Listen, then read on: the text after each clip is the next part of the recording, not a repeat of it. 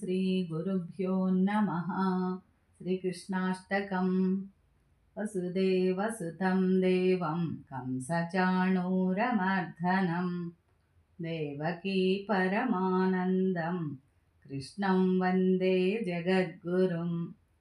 असति पुष्पसङ्काशं हरनूपुरशोभितं रत्नकङ्कणकेयूरं कृष्णं वन्दे जगद्गुरुम्।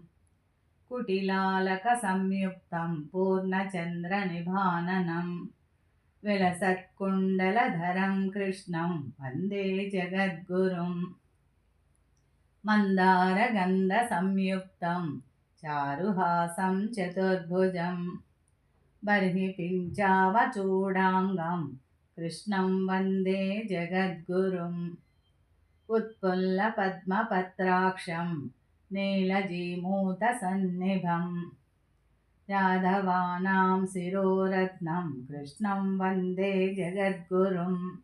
रुक्मिणीकेलिसंयुक्तं पीताम्बरसुशोभितम् अवाप्ततुलसीगन्धं कृष्णं वन्दे जगद्गुरुम्।